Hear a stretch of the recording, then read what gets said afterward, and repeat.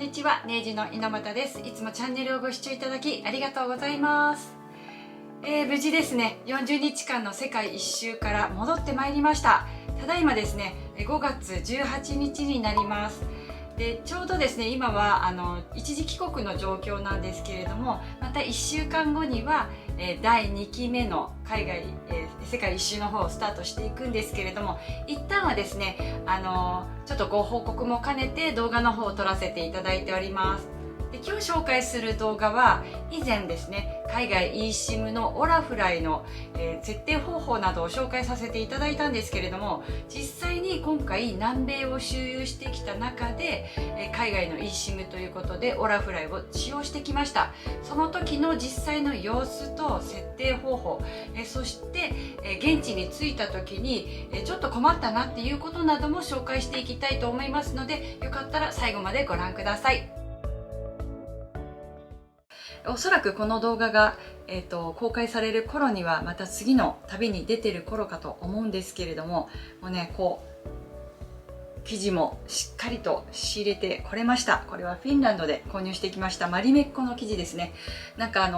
現地に着いて布に出会えなかったらどうしようってちょっと不安になったんですけど、もうそれをかき消すぐらいにいい生地に出会いましたので、もうね、全ての旅が終えた頃、また夏ぐらいからいっぱいね登場できるような感じで考えていきたいと思いますので、楽しみにしていてください。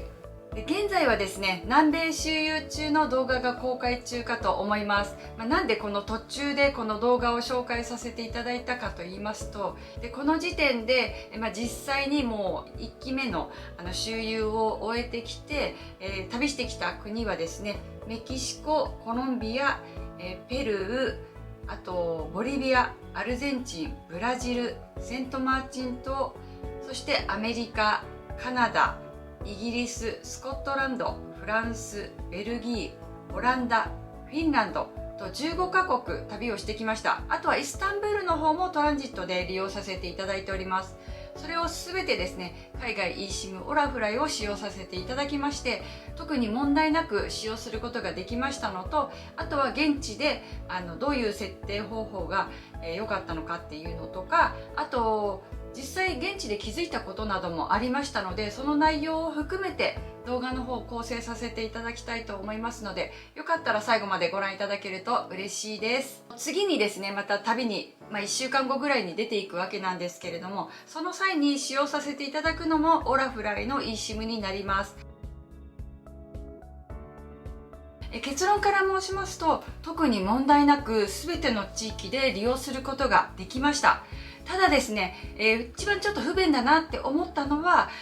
今回旅してきた南米がですね、結構高地に当たる部分なので、山の上の方ってことですね。その地域全体が高地に当たるんですけれども、それよりさらに上に行った時ですね、電波の状況が少し弱いなっていうことはありました。それはですね、日本にいても同じような状況になりますので、そんなに不自由するっていう場面はなかったですし、Uber とか呼ぶ際にもですね、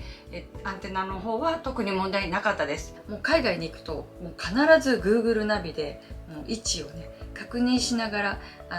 行くわけなんですけれども、私は普段ねめっちゃ方向音痴なんですけど、そういう中でもやっぱりナビが使えることでもうそれ頼りきりにはなってしまうんですけど、安心感もありました。昔はね、なんか地図を見ながら歩いたりとかはできたんですけど、今はねもうほとんどそうやってガイドブックを持って歩くっていうこと自体しなくなりましたので、ほぼスマホを見ながら見て記憶して歩くみたいな感じでずっとこう繰り返しながらやってましたけれども、データの方はですね無制限で使うことができたので、それに関してももう安心して使うことができて非常に良かったなって思ってます。やっぱりデータ量を気にしながら過ごすとですね、どうしてもちょっとロスも生まれるし、ちょっとここ調べたいけどとかっていうのもありますからね。で大体旅行中はですね、YouTube 見たりとかインスタ見たりとか、例えば動画を見るっていう行為はですね、ほとんど移動なのですることがなかったから、データに関してもそんなには使ってないんじゃないかなって思うんですけど、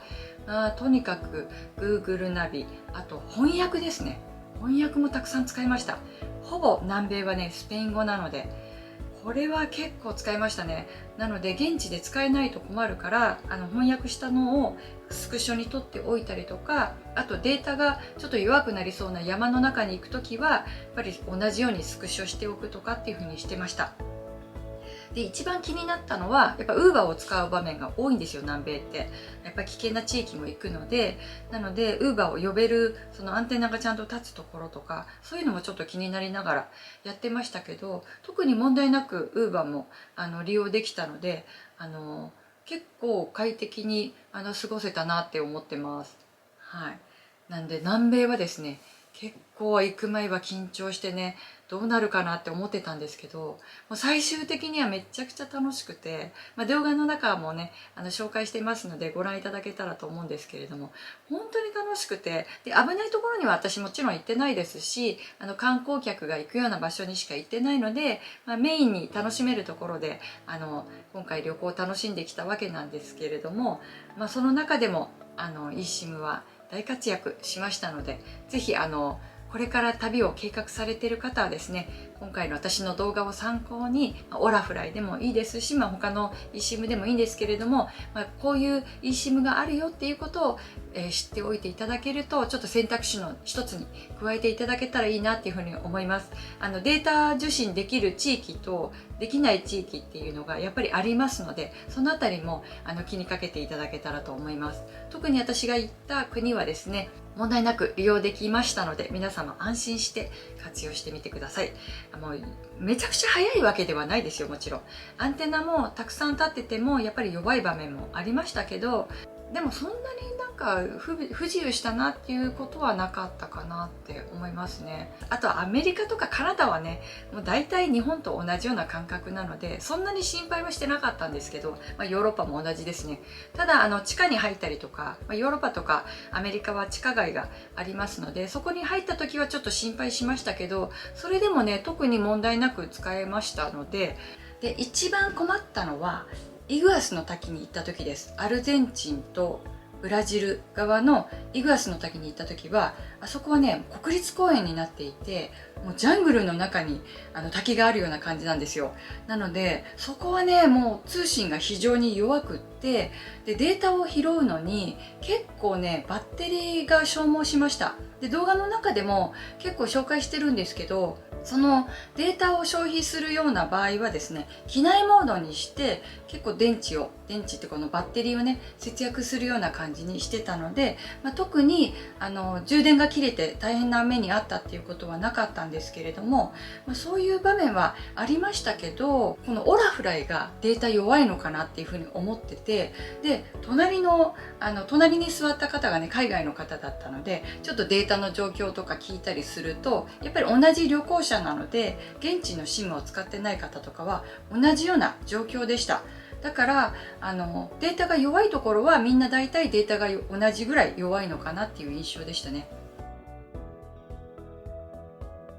今回いろいろトラブルに見舞われまして、電話をしなきゃいけない場面も出てきたので、実際きっと皆様も困る場面があるかと思いますので、今回共有させていただこうと思います。現地に着いたら日本で入れたままにしている SIM カードどうすればいいのっていうことになるかと思います。オラフライに関しましては eSIM というふうに先に説明をしているんですけれども、 eSIM は実際にこの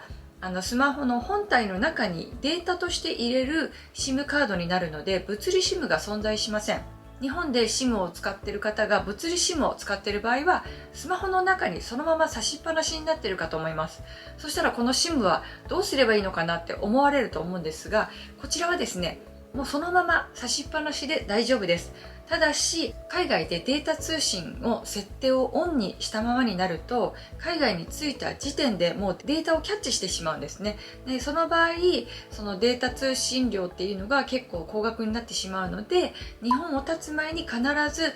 海外のデータ通信をオフにしておくことをお勧めします。でこれをオフにしておいて、で現地に着いたらオラフライの eSIM の方をオンにするんですけれども、日本の SIM の方はそのまま抜かないでそのまま利用することができます。っていうのはですね、海外で例えば電話を使わなきゃいけない場面とかが出てきます。私も今回使ってみて分かったんですけれども、オラフライに関してはデータ通信のみで音声通話っていうのは含まれていないんですね。なので音声をもし利用する場合は、海外でね利用される場合はスマホから実際に国際電話をかけるようになります。この SIM を抜いてしまうと、もし何かトラブルにあった場合とか、そういう場合に電話をかけることができなくなってしまって、近くの公衆電話とか、あとはホテルで電話借りるとか、そういうことになってしまうんですね。なので日本で使っている SIM はそのまま挿した状態で、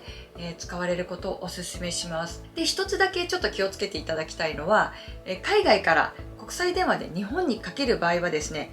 自分がかけた場合でも相手が受ける場合でも両方に受信料がかかります。これは気をつけていただいた方がいいと思います。例えばこっちからかける場合、日本の場合はですね、電話をかける側はお金発生するんですけれども、受ける側は発生しないですよね。なんですけれども、もし海外から、日本にかける場合、この発信者側ももちろん料金が発生するんですけれども、受信者側にも発生します。なのでそれ逆もあって、日本からこの海外にいる間に日本から着信があった場合、それに出てしまうと、今度は相手の方も国際電話をかけていると気づかずに電話をしてしまっているので、その受信した時点で国際電話がつながってしまいますので、そちらも気をつけられることをお勧めします。なのでもし電話を受けるとかお仕事とかの予定がない場合はですね、SIM の方もオフにしておく、抜かなく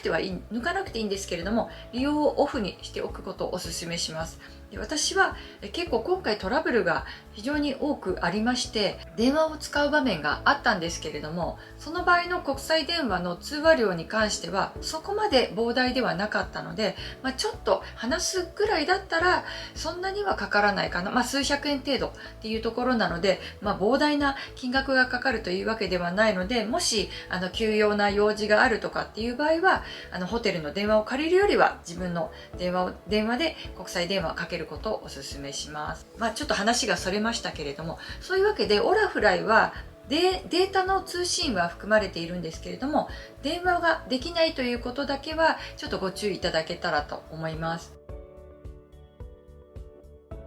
で、設定の際にですね、一回オンにしてすぐ電波を受信するわけではなく、私は飛行機降りてすぐやってたんですけど、飛行機降りてすぐだとちょっと電波の状況が弱いんですよね。なのでもう一回機内モードにして、もう一回オンにしてっていう風なのを繰り返して、しばらく経つと電波を受信するような感じでした。 SIM の設定をする際に、こちらも以前の動画で紹介したと思うんですけれども、長期間にわたる利用の場合はですね、こういう風に日付で分けてあるとすごく分かりやすいんじゃないかなっていう風に思ってます。で、実際私もですね、切り替える際にどの eSIM だったのか分からなくならなかったのが良かったので、このカスタムで名称設定っていうのができますので、そちらはおすすめします。あともう一つありました。私はですね、パソコンを持ち歩いているので、いつもデザリングをしていたんですよ。そのスマホからのデザリングですね、インターネットを共有できるようにしていたんですけど、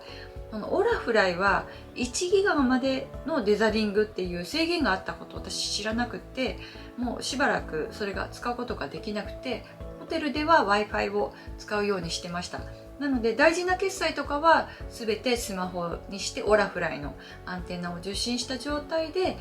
スマホで決済するというような感じにしてました。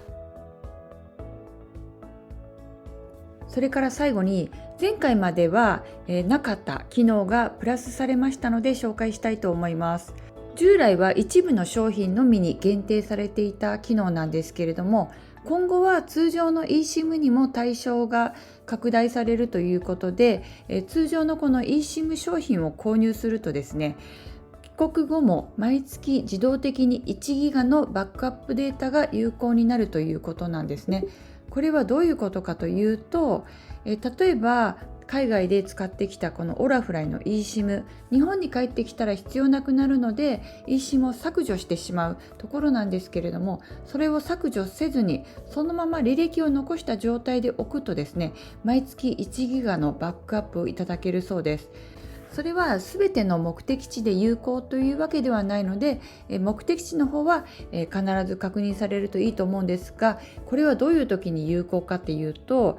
例えば乗り継ぎとか飛行機が遅延した時、あと臨時的にちょっとその国から外に出なきゃいけない時、 Wi-Fi がない状況にある時とか、そういう時に1ギガあるとメールの受信とか臨時的に何か使わなきゃいけないという時にも役に立つので、これはね非常にありがたいプランじゃないかなっていうふうに思います。通常はねこういう海外の eSIM っていうのは契約して終わったらその場で終わりなんですけれども、オラフライはこの毎月バックアップデータをもらえるというふうに新機能が加わりましたので、ぜひこちらの方もチェックしてみてください。今回はリュック1個で世界一周旅をしているんですけれども、実際にはですね、もう結構お土産をですね、ちょこっとずつ買ってたんですよ。で、テーブルに広げたら結構な量になってて、私もびっくりしたところなんですけれども、このマリメっ子たちはですね、もう最後荷物2つになって戻ってきたところなので、それまでは全部背中に背負ってきたので、結構買ってたなっていう感じなんですよね。あと、現地の地図とかマップ系も私は結構持ち帰ってくる方で、ここはまた行くからいいかなっていうところもあれば、ここはもう行かないかなっていうところで持って帰ってきてる紙系ですね。紙物系が結構たくさん残ってて、それをもう背負って持ってきたので、10キロはいかないけど、そのぐらいにはなってたんじゃないかなって思います。ということで、今回の動画いかがだったでしょうか？オラフライの eSIM、実際使ってみないとわからないですよね。で、日本ではやっぱり口コミを見たりとかして不安に思われる方もいらっしゃると思うんですが、もうつい最近まで使っていて、これからこの次の旅でも使う私としてはですね、皆様に安心しておすすめできる eSIM ということで動画の方を公開させていただいておりますので、よかったら概要欄の方もチェックしていただいて、クーポンなども発行されていますので、ぜひご活用いただけたらと思います。ということで、今回の動画はこの辺で終わりにしたいと思います。また次の旅がスタートしていきますので、よかったら続きの動画もご覧いただけたらと思います。最後までご視聴いただきましてありがとうございました。それではまた次の旅でお会いしましょう。バイバーイ。